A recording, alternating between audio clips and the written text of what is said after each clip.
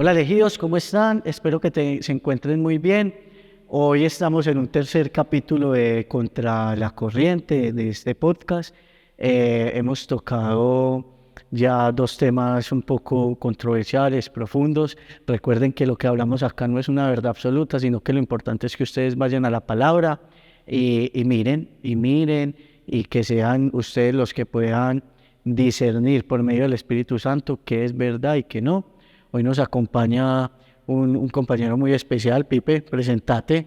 Bueno, lo primero que todo, muchas gracias. Pues aquí estamos con toda la voluntad. Mi nombre es Felipe Cardona. Vengo haciendo política hace ya más de 12 años, practicándola de una manera muy constante, pero también de una manera muy responsable.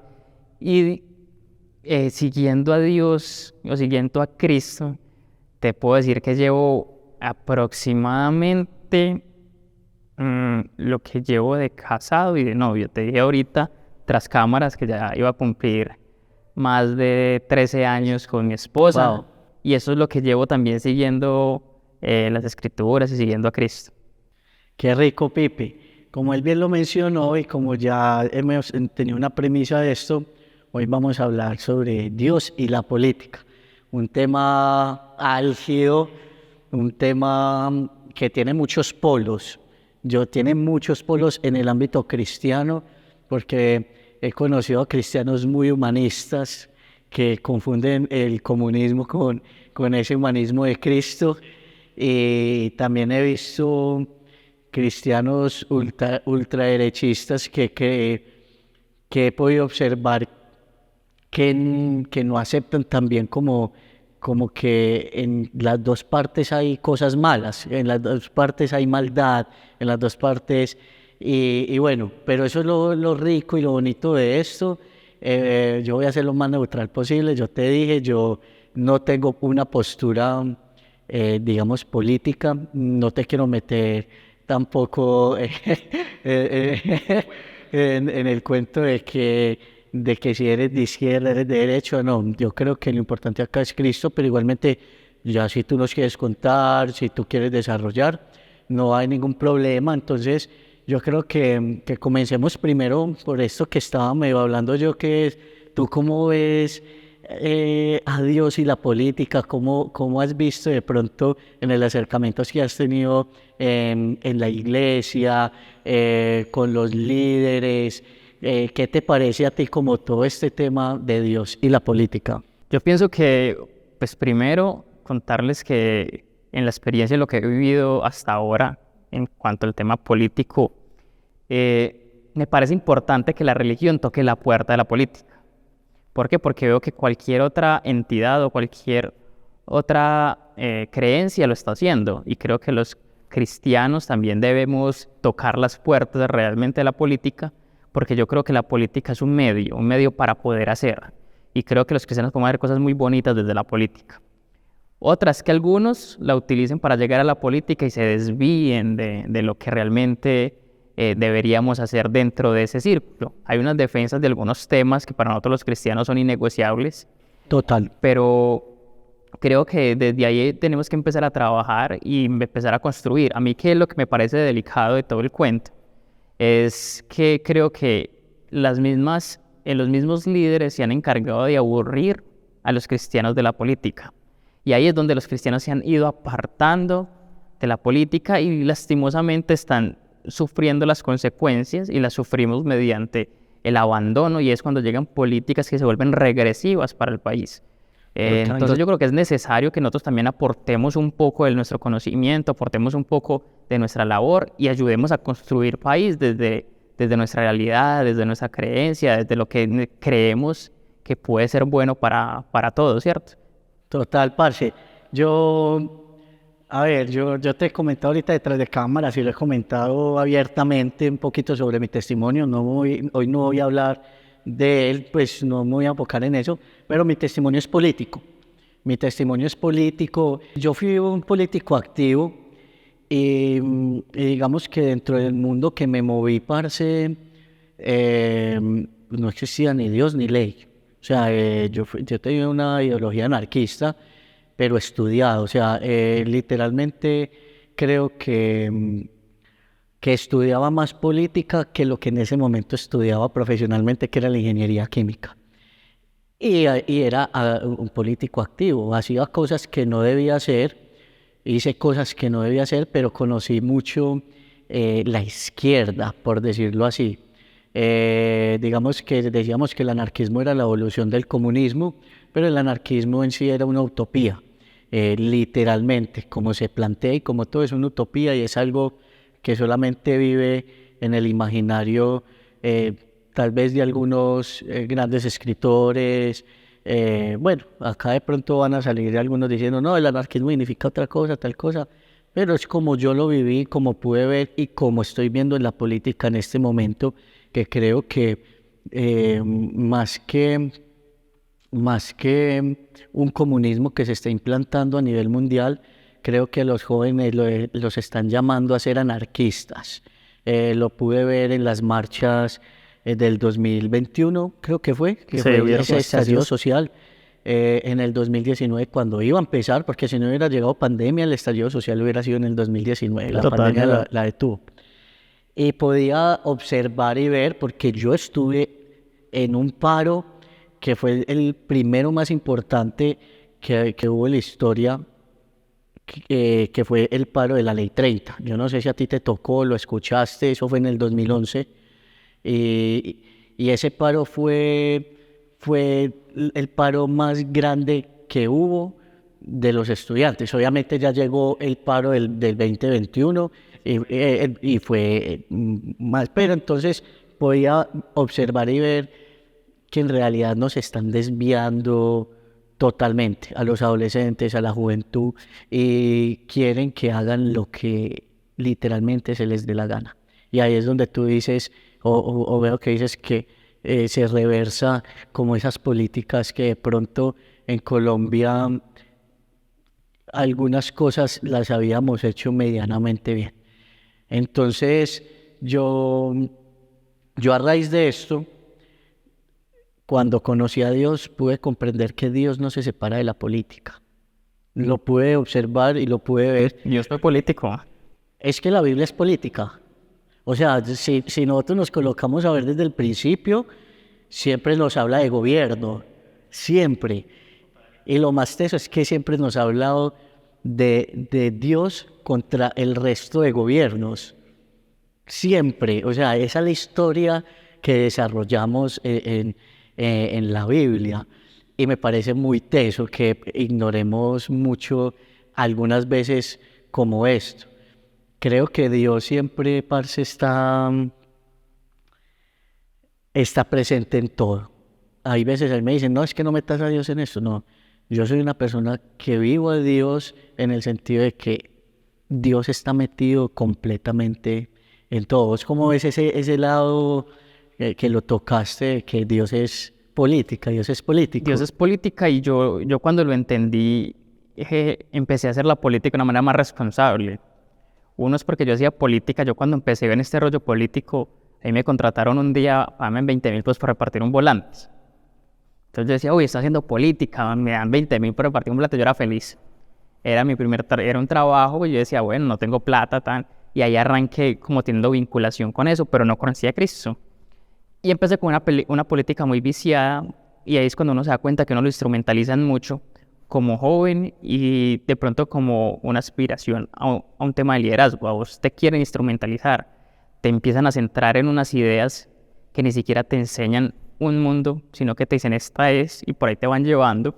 Entonces yo creo que la falta de conocimiento es la que más nos está dando duro hoy en día.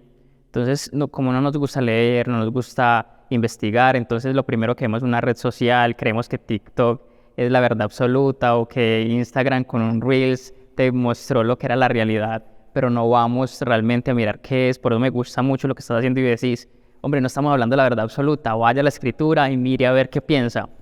Creo que eso ha sido parte importante del desarrollo y yo entendí con el tiempo cuando entré a un grupo, Corporación La Comunidad, que es donde nos conocimos, que también pues hay que mencionarlo porque yo creo que allá empezó todo nuestro mi caminar recorrido. de los dos. Entonces, para mí, creo que es necesario mencionar esa corporación.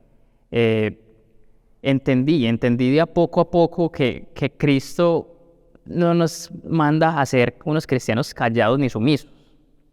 Él manda a que realmente seamos revolución, porque Él fue revolución mundial.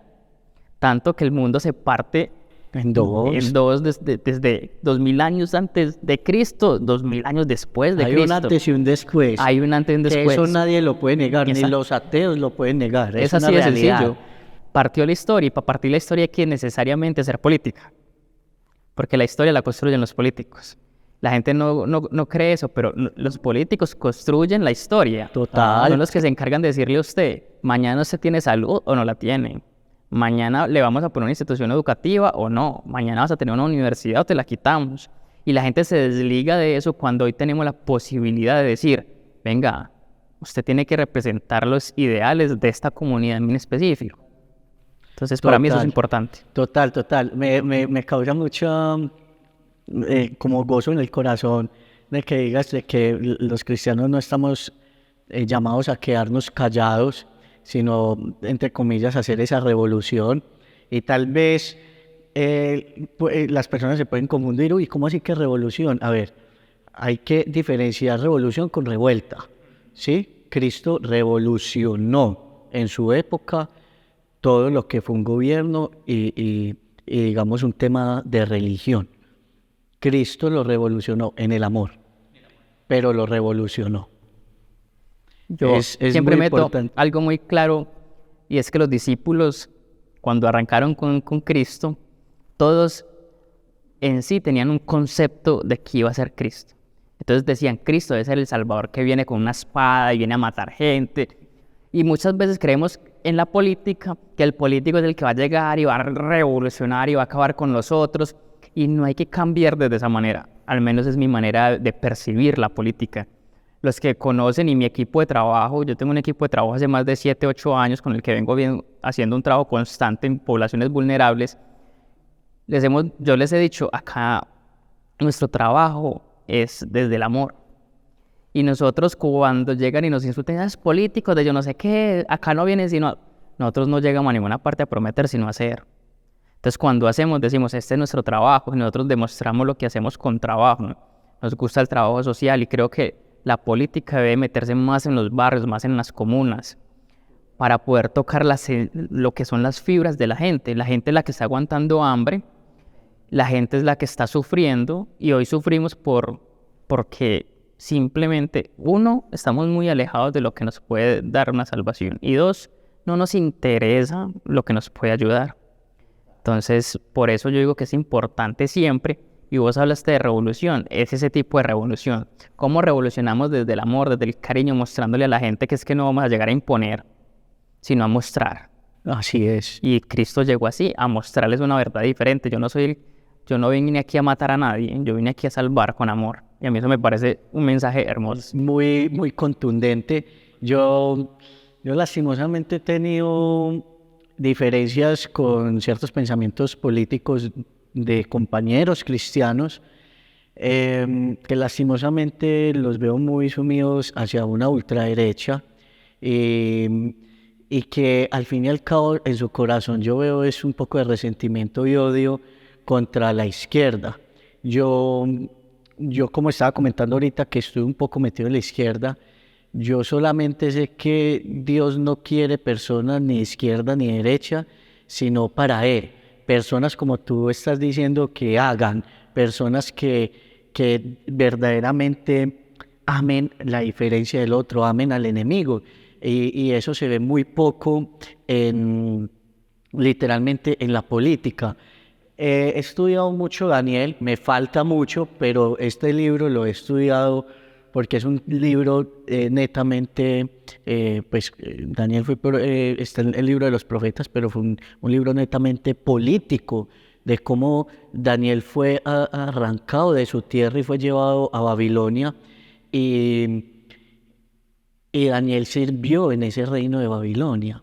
Pero me parece muy curioso, Pipe, y quiero comentarte un poquito de esto para ver tu percepción, en que Daniel nunca, digamos, le llevó la contraria al rey con sus cosas locas, exceptuando cuando se metía con Dios.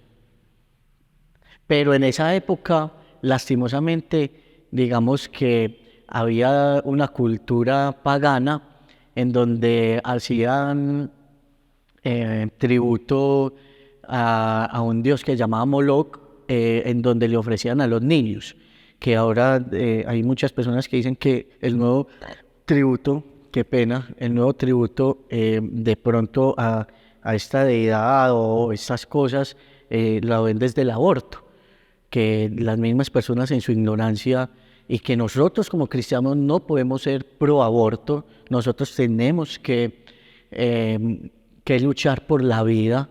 Es mi percepción, si tú tienes otra me gustaría que la compartiéramos, pero es según lo que nos enseña Cristo y eso. Lo que quiero decir para ser más puntual en esto es que nunca vi a Daniel diciéndole a las personas es que Dios los va a castigar por estas políticas. No, Daniel sabía que Dios era omnisciente, omnipotente y que todo pasaba por algo, ¿cierto? Ahora bien, veo que hay muchas personas cristianos que están metidos en este momento actualmente y quieren cambiar algo que quizás Dios, por algunos tiempos que podemos estar viviendo, está permitiendo. Ojo, no estoy diciendo que Dios esté a favor de la muerte, del aborto, para nada, eso sería una blasfemia, pero tal vez va a llegar un momento que bíblicamente nos habla en donde el enemigo va a tener el control de muchas cosas y se necesita que pasemos eso, que lleguemos a eso para poder que la palabra se cumpla. Ahora bien, no somos como Daniel de que no queremos dar la vida por Dios, sino que queremos cambiar al mundo cuando tal vez no lo podamos cambiar. ¿Tú qué opinas? Sé que te di mucha información, de pronto no redondeé mucho, pero no sé si me hice entender un poco sobre lo que... Voy a hablar un poco desde el principio, cuando me dijiste que hablaste del tema de derecha o izquierda. Uno, no me centro y la gente dice que es uno, o lo hablamos ahora, que si soy tibio. No es que yo me considere tibio. A mí un profesor en la universidad me decía, Felipe, ¿usted es petrista o es uribista? Yo le decía, profe, yo soy cardonista. Mi nombre es Felipe Cardona, por si la gente se pregunta. No me tengo por qué ubicar en una corriente política porque es que no me representan. Cuando yo no me siento representado en ningún sitio, yo no me tengo por qué ubicar en un sitio, tengo que generar mi lugar. Y mi lugar hoy es unas políticas sociales para la gente, que eso es lo que muestra un poco una ideología de izquierda, pero creo firmemente en que para que haya una estabilidad en el país, la derecha, cuando habla del tema del capitalismo, es necesario para crecer. O sea, es necesaria la empresa para generar una buena calidad de vida en cualquier país. Los países grandes en el mundo tienen grandes industrias y no podemos desconocer la industria para crecer como país. Eso primero. Entonces, para mí es importante tener unas políticas sociales que ayuden a la gente más vulnerable, pero no desfavorecer hoy a las grandes empresas del país, que son los que nos están ayudando a contratar, a poder tener una mejor calidad de vida a nuestra gente.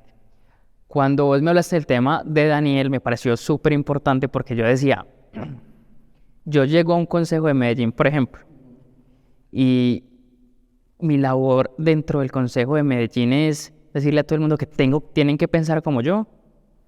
Creo que esa no es la labor de un concejal en Medellín. La labor de un concejal es llevar las dificultades de una cantidad de personas, pero no desviarnos, porque si lo mío es ser cristiano, yo no puedo ir pro aborto porque 5 o 6 personas están diciendo vaya y aborte. Yo hoy soy papá, yo tengo un hijo que va a cumplir 4 meses, te lo digo de corazón, yo no tengo un amor más grande hoy que ese niño. O sea, cuando yo lo vi y lo cogí en mis brazos, yo percibí el amor absoluto de Dios en ese niño. O sea, yo se lo digo a cualquiera, no sé explicar el sentimiento. Entonces yo decirle a la gente que estoy a favor de es imposible, porque para mí eso fue el regalo más grande que me pudieran haber dado en la vida. Entonces, me parece importante tener una postura clara sobre eso, y yo no... Habrá gente incluso cercana a mí que dirán, oiga, ¿usted cómo le ocurre? ¿Por qué me está hablando de eso? Usted no... O lo que me han dicho muchas personas es, usted no es el que está en embarazo, usted no puede hablar porque usted nunca va a estar en embarazo. Y eso es muy vicioso, te voy a decir por qué es vicioso. Porque si vamos a hablar del derecho de la mujer a abortar, tenemos que hablar del derecho del hombre a no ser papá.